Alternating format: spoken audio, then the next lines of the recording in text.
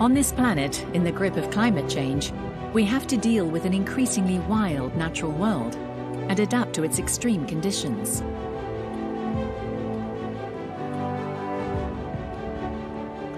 In Central America, in the heart of the rainforests of Costa Rica and Guatemala, man has learned to live in a wild and hostile environment. To survive here, you need to know the plants. If you don't, you might wind up dead. Some of them, they lost their arms, their legs, and amputations. That's the most dangerous snake from Costa Rica. Pummeled by typhoons and hurricanes, Central America is one of the most vulnerable areas on Earth. In the heart of the tropics, on the Pacific Ring of Fire, this land is made up of dense vegetation and volcanoes with explosive eruptions. If an eruption occurs, it could be like pyroclastic flow, so this flow, really hot flow, 600 degrees Celsius, and really quick. It's a dangerous environment for man, but this green hell is also a tremendous jewel of biodiversity that allows scientists to make astonishing discoveries. I'm looking for one of the worst pests in Latin American agriculture, one that may also hold the key to fight the antibiotic crisis.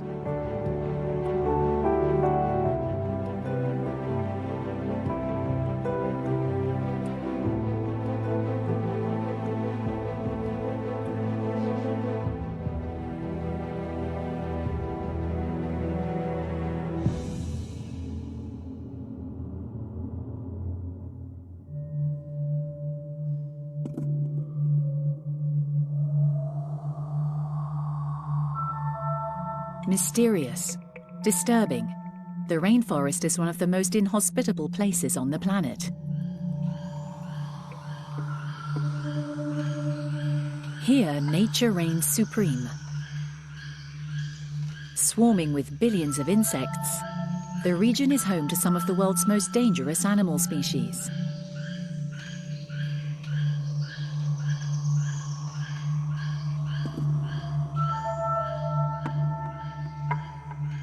In this hot, stifling, mosquito-infested atmosphere, humidity levels exceed 90%. The monthly rainfall here is only slightly less than the annual rainfall in Paris. This is a place where man is not welcome. In Guatemala, a country whose name means land of trees, the tropical rainforest covers the slopes of a chain of volcanoes. The inhabitants of this extreme land live surrounded by jungle, under the constant threat of around 20 volcanoes, of which 3 are currently active. Their eruptions can be devastating.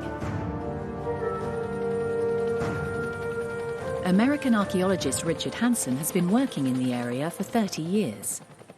Going out to one of the most fascinating ancient sites in the world. We're going last area of intact jungle left in all of Central America.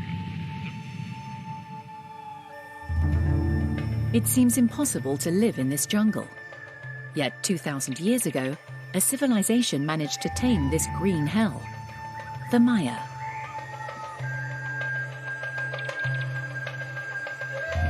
In the heart of the rainforest, they built gigantic cities, home to 15 million people. It looks like it'd be the most harsh place to do it. Now, there are ancient cities all over out here, very, very large cities, but they're all connected by these causeways. The trees are splendid. But up on that elevated causeway, the trees are elevated. Up here, where you can't see it back in here because it's all elevated. They formed what we call the first freeway system in the world. And they did it by building huge causeways, 40 to 50 meters wide and 2 to 6 meters high, elevated everywhere.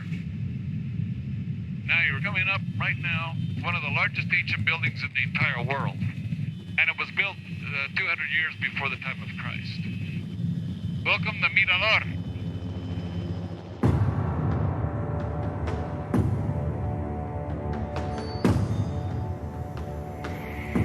A 2-day walk from the nearest village, lost in the middle of a swampy jungle, is El Mirador, the oldest city in the New World, referred to as the mother of all Mayan cities. We figured it took up to 15 million man-days of labor to build this one building. No wheels, no carts, no horses, all done by human labor. This construction, 72 meters high, covers almost 2 hectares. It is the widest pyramid in the world and the highest in the Americas. A temple built by the Mayans to the glory of their gods. This is the summit of a capital once surrounded by thousands of buildings.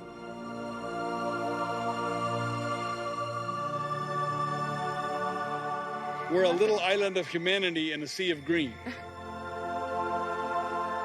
The conquest of the area by nature hides the true complexity of these ancient cities. Today, jungle covers everything.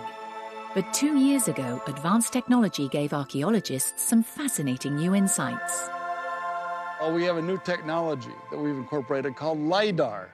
LiDAR is a light penetration and data recovery, which lets us see the ground surface of the ground penetrates the vegetation and lets us see the ground surface. As a result, now we have 100% of every single platform, every single causeway, every single pyramid, every single household, every single dam and canal, all and their terrace systems are all now revealed in their entirety with a rich canopy of green over them. Now we can see for the first time the story as it really happened, as it really occurred here when we could never see it before. For 48 hours, an aircraft equipped with sensors scanned 2,000 square kilometers of rainforest, sending laser beams to the ground. The lasers traverse the vegetation, bounce off the Earth's surface and back to the transmitter, recording the slightest variations in relief and revealing a map of the foundations of the Mayan cities.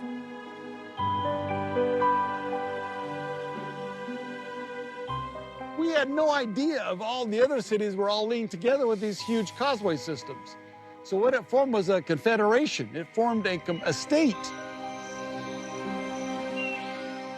We know where they were raising cotton, where they're raising corn, where they're raising beans, chocolate, where they're raising palms. It gave them the economic power to become a super state, which is what happened centuries before the time of Christ. There is no river or spring supplying water in this jungle. To survive, the Mayans invented an ingenious system to collect rainwater and supply the city with drinking water. All these buildings are plastered. Every one of them had a thick layer of plaster, and they used it for water collection. We have evidence of where they had cisterns and channeled this water to larger reservoir systems. It was an incredibly ingenious and incredibly resourceful system that they had. But again, there's no water here, so they had to develop the complexity to capture this or they were going to not survive.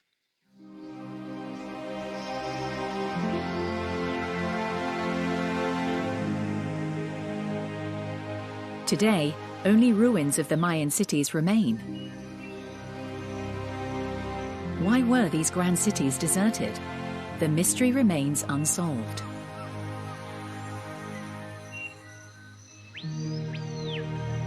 Descendants of the Mayan people still live here.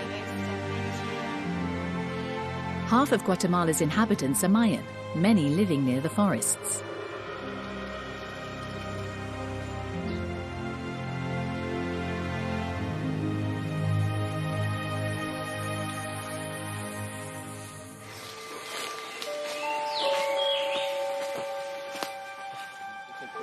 Reginaldo Chaixwex and his brother are Mayan healers.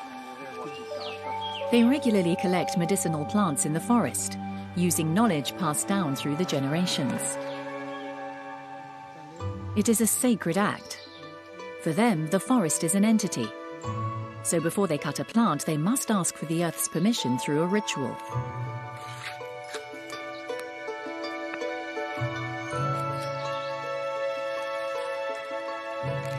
This one is effective against diabetes. And together, these two plants can be used to treat snake bites.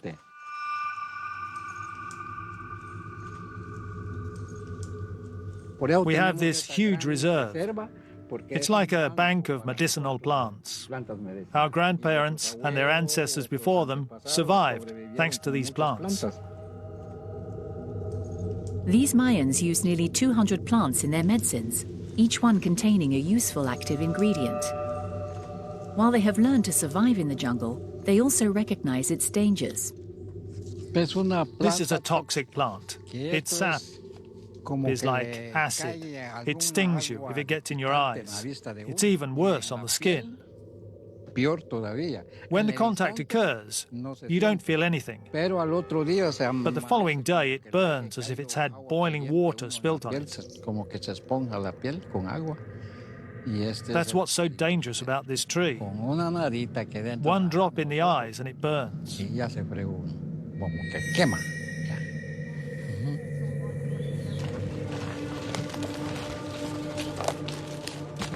Look at this vine. It has water in it.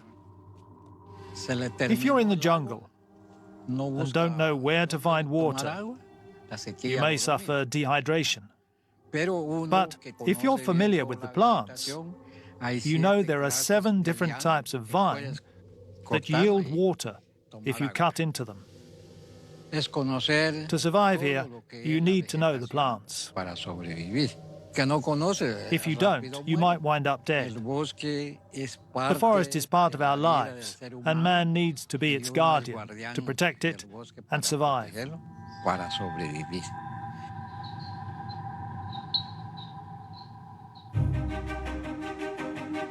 The jungle produces the most powerful poisons known, but it also contributes towards 50% of the available medicines. The rainforest is the richest ecosystem on the planet.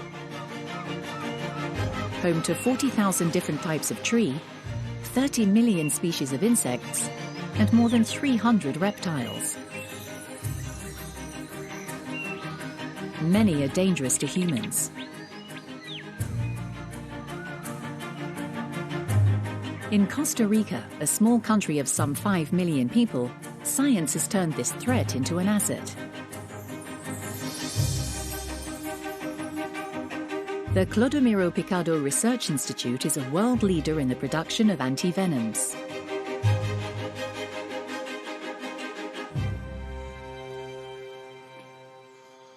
This is where herpetologist Grivin Chavez keeps around 100 species of snakes, 22 of which are deadly.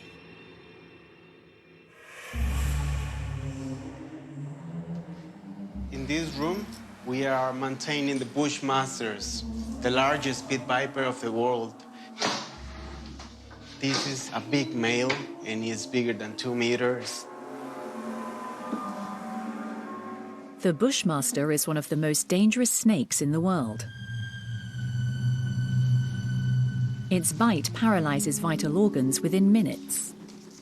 Even the venom of a newborn snake straight out of the egg can be fatal. In 20 minutes, usually the person is going to bleed, is going to feel a lot of pain, is going to get some diarrhea, vomiting, and then even with the treatment of the antivenom, you will get problems with your urinary system. The Institute is the only center in Central America to manufacture antivenoms. Each venom contains different toxins and requires a specific antidote. So Grivin and his colleagues regularly go in search of snakes in the wild to enrich their vivarium.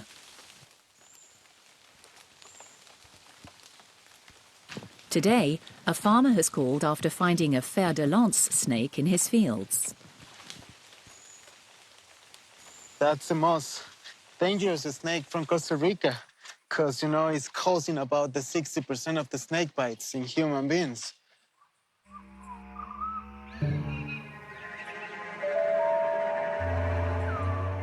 Those animals are active at night. So right now they will be hiding like in a cave. Here is perfect for a snake. Unlike other species which flee when they hear the approach of humans, the fer de lance stands its ground to defend its territory.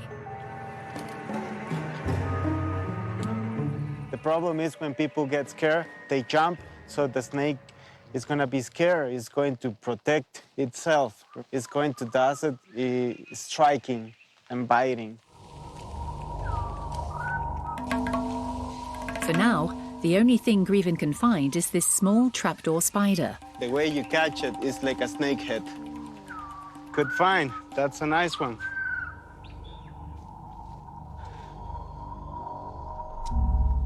Danilo. But after a half-hour search, the scientist finally spots the snake. Give me the box. It's pretty big. The venom of the fer de lance can cause hemorrhaging and, in the worst cases, death.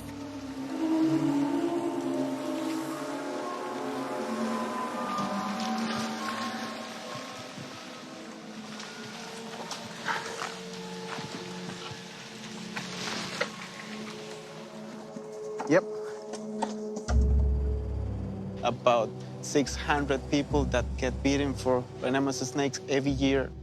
We have about 2 people that die every year because they don't get to go to the hospital. You can see how the muscles and the tissues are being destroyed by the necrosis. Some of them, they lost their arms, their legs, and amputations.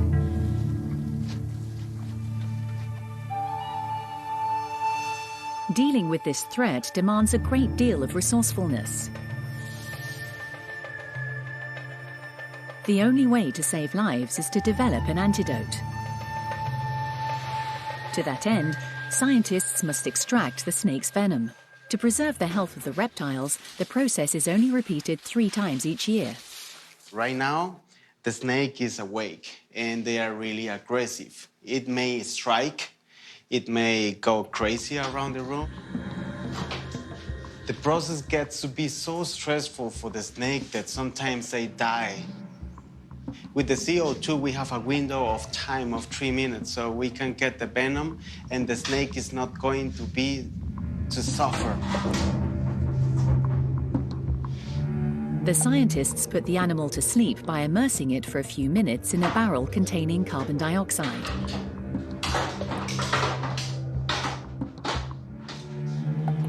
Once the snake is asleep, it can be handled.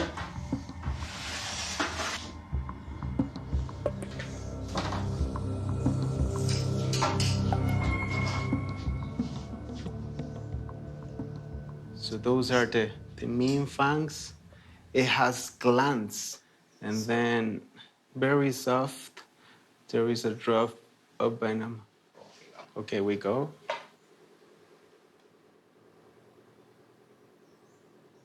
He's getting awake.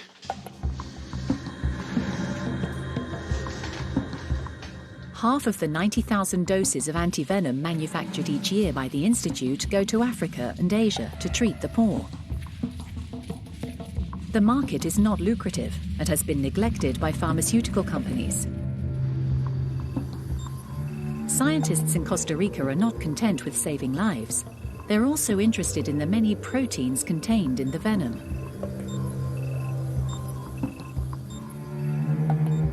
There is a great potential, actually, to use the toxins to develop new drugs. Recently, also, we had a very pleasant surprise to learn that one of the proteins from Costa Rica has a potential to enhance the activity of enzymes that degrades substances that deposits in your brain when you are developing Alzheimer's. Snake venom may be key to tackling a currently incurable disease, Alzheimer's.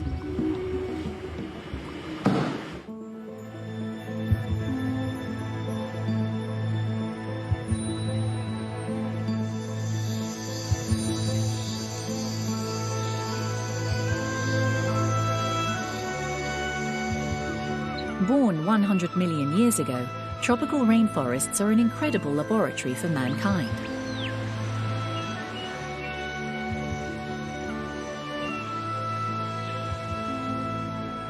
In the north of the country, the La Selva Biological Station is a playground for scientists from around the world. More than 300 have come here to study these 1,500 hectares of rainforest and their fauna. Microbiologist Adrian Pinto is interested in one of the jungle's smallest inhabitants.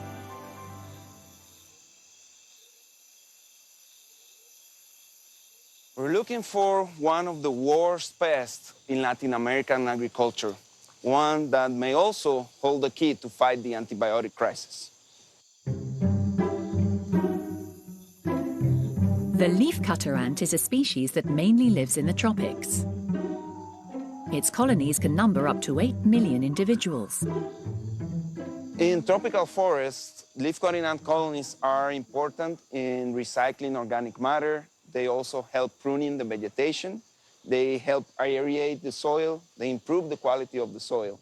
However, when they are in agricultural plantations, then they become a problem for us humans. They can cut the leaves, all the leaves of a tree in one night, and then move to the next one.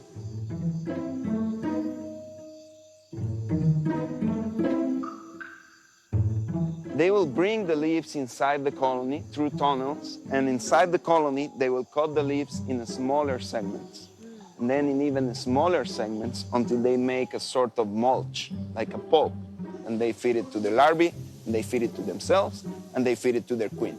That's why we call them farmers.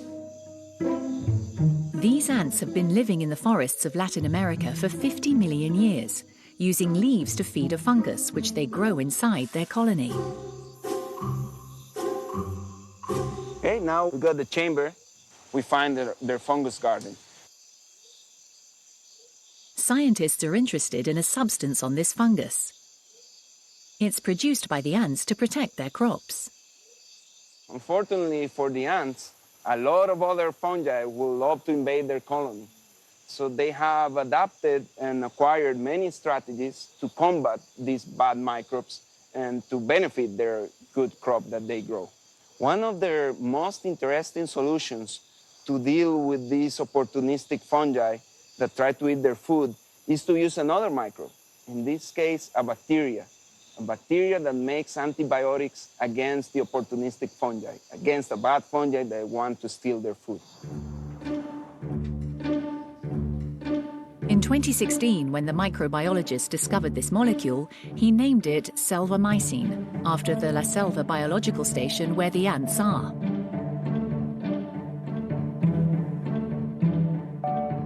It was an important discovery.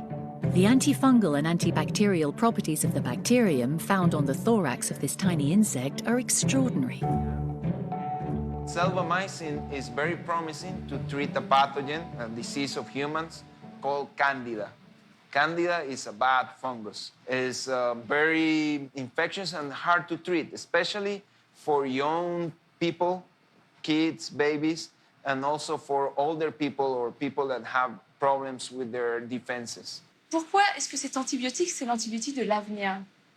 We have not explored the antibiotics made by bacteria that lives with insects. So we think our pathogens, our parasites, have not been exposed to these antibiotics. So there is less chance that they will be resistant. Another thing is how the ants apply these antibiotics. The ants don't go and kill all the microbes in the colony. They focus on the bad ones. We as humans, we don't do that.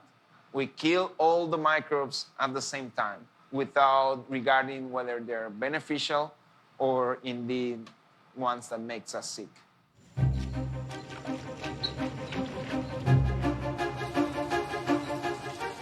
This seemingly inhospitable rainforest is a source of immeasurable wealth for humankind. The tiniest species and insects can provide a great leap forward for science.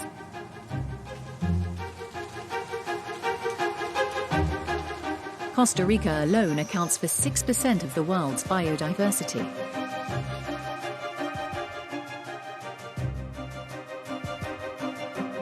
New species are discovered every year. The country strives to preserve its untamed nature at all costs.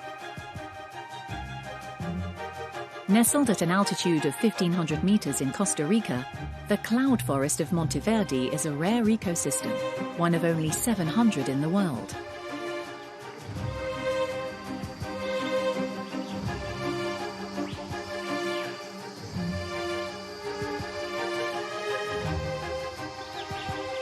These forests are the richest on Earth, but also the most vulnerable to climate change.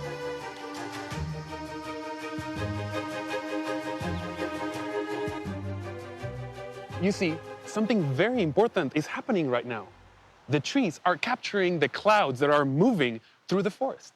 These clouds create currents of water that flow down the trunks, stay into the soil, and from there they move into rivers that go back into the ocean. This forest acts as a giant cloud catcher, supplying water to the villages and inhabitants of the valley. It's very important. You see, it's a massive water reservoir. You have purified water for the population, for industry, also for agricultural activities, and very, very important, hydropower. This forest produces about half of the hydropower of Costa Rica. This water also supplies the 700 inhabitants of the village a few kilometers downstream. Botanist Sybil Gotch specializes in studying the forest canopy. She works on the plants found at the very tops of the trees, known as epiphytes. Every year, she and her students spend their days in the treetops studying this vegetation, which only grows up in the clouds. So in this forest, the tallest trees are between 30 and 40 meters. But what's spectacular about this tree is really that the canopy is extending for a long distance out into the forest. It's really a whole nother world. It's a forest on top of a forest, and it's a really unique and special ecosystem, and most people don't get to be there, so. Up here, a multitude of plants flourish on the branches of the trees, their roots far from the ground. These are not parasites, but simple lodgers who play a vital role in the cloud forest.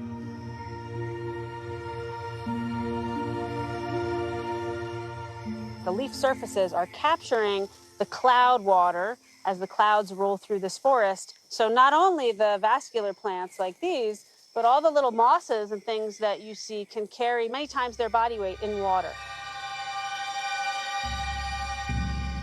We do know that epiphytes play an important role in nutrient cycling and water cycling. When it starts to rain very hard here, you have probably about an hour on the ground before you can even feel it, because the canopy is so efficient at storing water.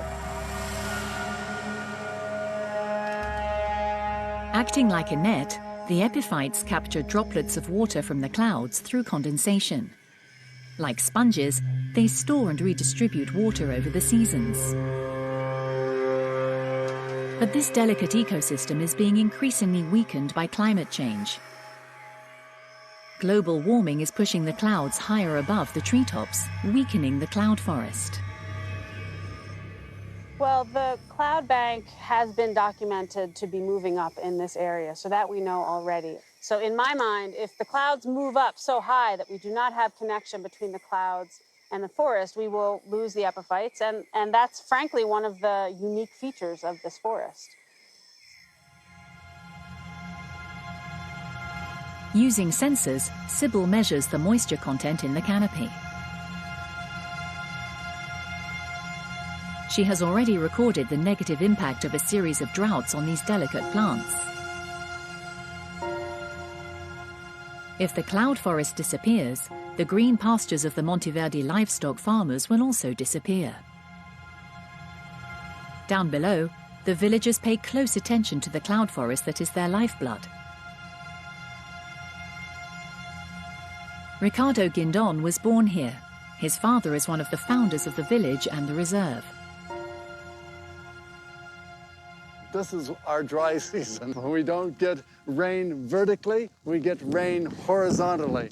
And that's why it's so important for us to capture that horizontal moisture. Our waters is being captured by the forest, creating springs, and that has been tapped to provide the water for the community and is filtered. When the water comes out from the rock, It comes out purified.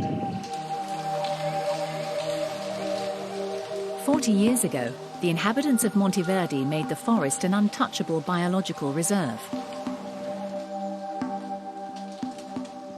To protect this pure water, they made the mountainsides a sanctuary where streams can flow. Water now is a limited resource, and we have to be careful with that. Now it's absolutely essential that that area be protected.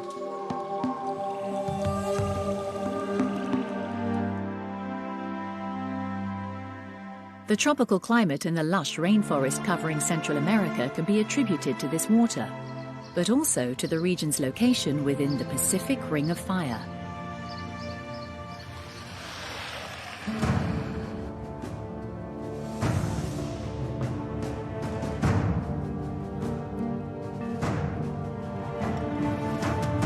This zone is the point at which two tectonic plates collide, which explains the formation of 100 volcanoes here more than 1 million years ago. They have shaped the landscape of the region, fertilizing the land with their ashes. But they regularly claim lives.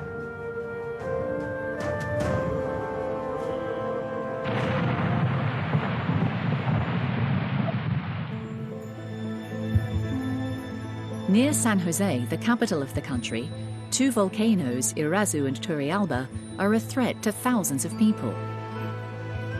They are constantly monitored.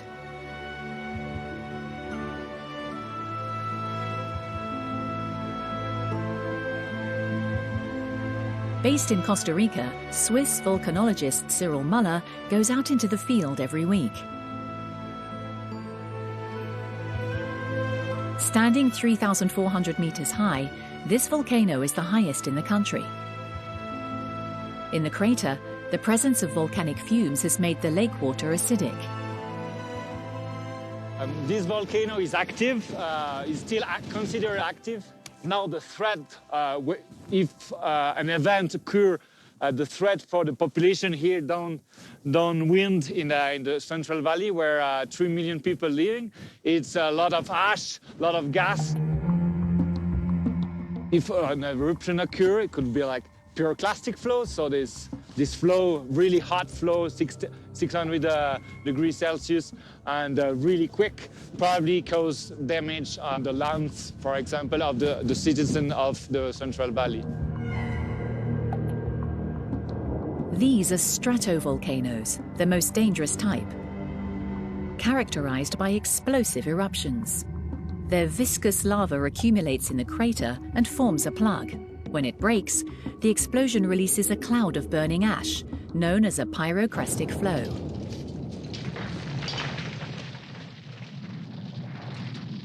Which is what happened on June 3, 2018 in Guatemala. El Fuego, the volcano overlooking the capital, experienced its biggest eruption in 40 years. Clouds of dust and volcanic rock tumbled down the slopes, burying several villages and killing 100 people.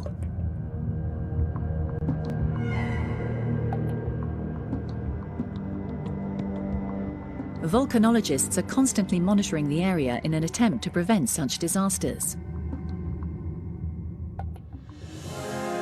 In Costa Rica, just 5 kilometers from Irazu, stands Turrialba, the White Tower.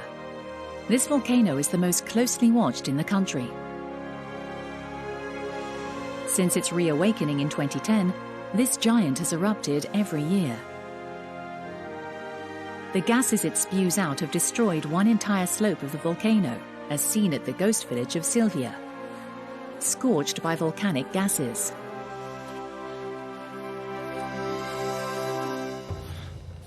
We are at 2-3 kilometers from the volcano, so we're quite close, actually. The house behind us have been abandoned slowly when the activity of the Turrialba volcano increased.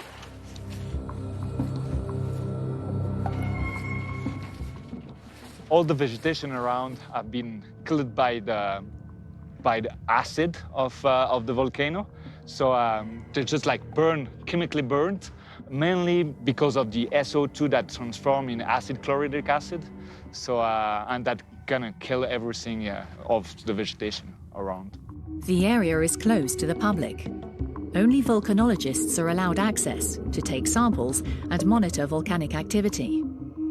Cyril Muller regularly measures the levels of sulfur in the air, along with movements of the Earth, and he collects ash residues.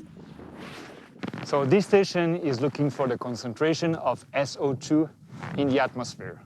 I'm gonna collect the sample, collect the ash, and after give it to my colleague at the observatory, and he's gonna look the mineral and everything, and to know exactly the current state of the volcano.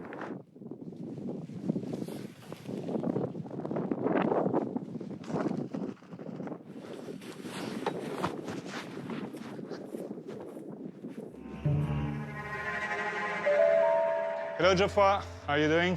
Doing great, and you? Very good. I get some ash sample for you. French volcanologist Geoffroy Havard records all available data on active volcanoes in the country. So a sample that we get now is one among many others.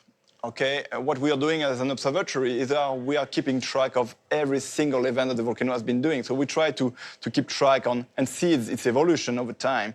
So basically what I want to know is what elements in this sample will tell me anything useful about the volcanic activity, the current stage of activity of the volcano. When the volcano is active and the crater is plugged, volcanic gases emitted by the magma are trapped beneath the blockage, and pressure builds. The acidity of these gases makes the rock lighter in color. So, depending on the color of the ash sample, scientists can determine whether or not a plug has formed. Geoffroy Havard sieves the ashes to separate the particles and examine them under a microscope.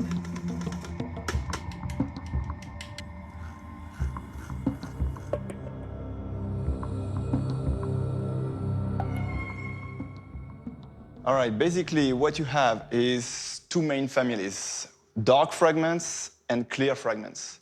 The dark ones correspond to the magma itself. So the lava, it's the molten rock that is willing to erupt, to come to the surface. Rather than the clear ones are a subproduct that is preventing from going. So it's a cork, if you want. It's something that is just preventing the magma to erupt. That's something that bothers me, actually. I didn't anticipate or expect to see that much white. A few months ago, the sample would have been really dark. And it was because the conduit was open, and so everything that had to come out could come out without any obstruction very, very easily. The fact that now we have more of those fragments, clear fragments, is actually telling us that obstruction has recovered. And so it's harder for the magma to reach the surface. So basically, the volcano is more dangerous today because whatever wants to come out has difficulty for that. So it may have to break it again and finally open the way. Turrialba is waking up. If the volcanologists find that magma is rising in the volcano and increasing the pressure, they will have to post a higher alert level. At the foot of the Colossus, the local inhabitants live under constant threat from the volcano, but they have learned to turn it to their advantage. While the volcano burns everything on its western slope, to the east, it offers farmers some extremely fertile land.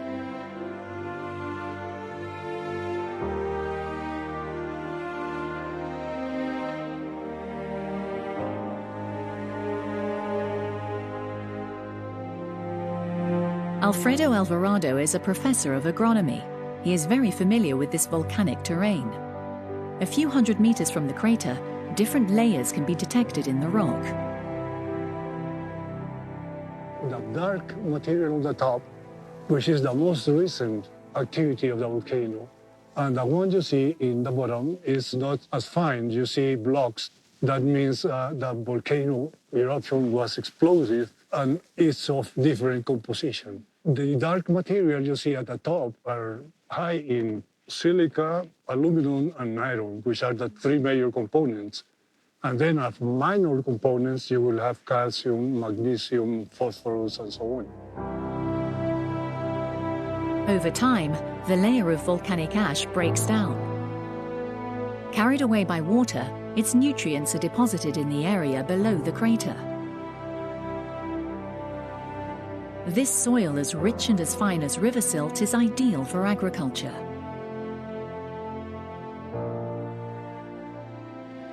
Look, this is the more recent ash, and it's softer. You see, it's beautiful. This is like a pillow, you know, you sleep on. The density of this is so low that these soils are what they call friable, easy to plow. So you don't need a tractor. You still have 2.5 meters more to go. And that's why there are people staying here. You know, they don't have any reason to leave unless they force them. This, to me, is the best soil in the world. Farmers in the region are used to this ongoing threat.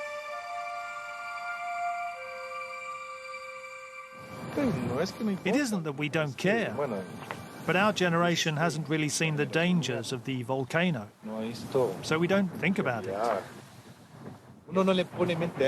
As people say, you work with what you're given. That's the main thing. This is what we have. This is where we work.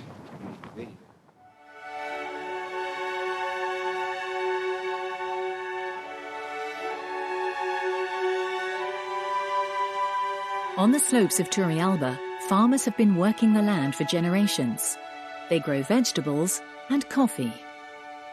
The golden bean, as they call it, is where the true wealth of these volcanoes lies.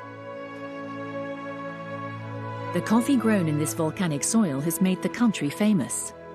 This land is known for producing the best coffee in the world. These beans sell for up to €400 per kilo. Coffee grown on the Aquarius farm is exported all over the planet.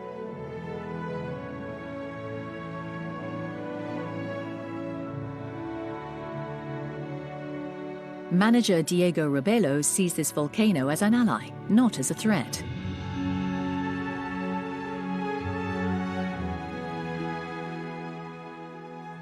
All around Costa Rica, the best coffees are grown on the slopes of volcanoes. It makes a really rich beverage that is very sweet, that is acidic, that tastes a little bit like cinnamon, like nuts.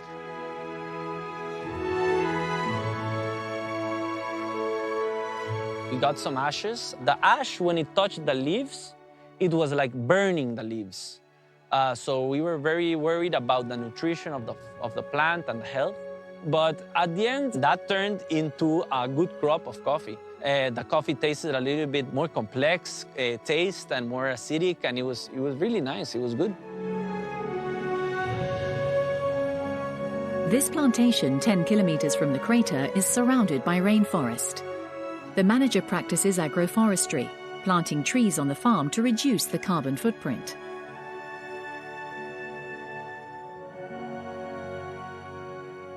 We are harvesting a coffee bean that is going to be sent to another place for someone to drink. So we have to give back. And a way of giving back is having a very healthy ecosystem with trees, with shade, with the protection of the rivers. So at the end of the day, you have a balanced situation. And so, yes, it's giving back to nature so that our activity can keep going on for many generations. A victim of deforestation almost everywhere else, the rainforest in Costa Rica is no longer under threat. Its area has increased, and the local population fights to protect it.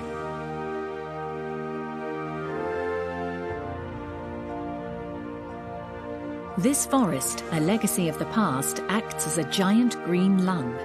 It provides mankind with water, oxygen, and molecules that can be used in medicine. The tropical rainforest accounts for only 6% of the planet's land surface, but it is home to 70% of the world's biodiversity. In the depths of this green hell, some yet-to-be-discovered species may bring a fresh hope to humanity's ills.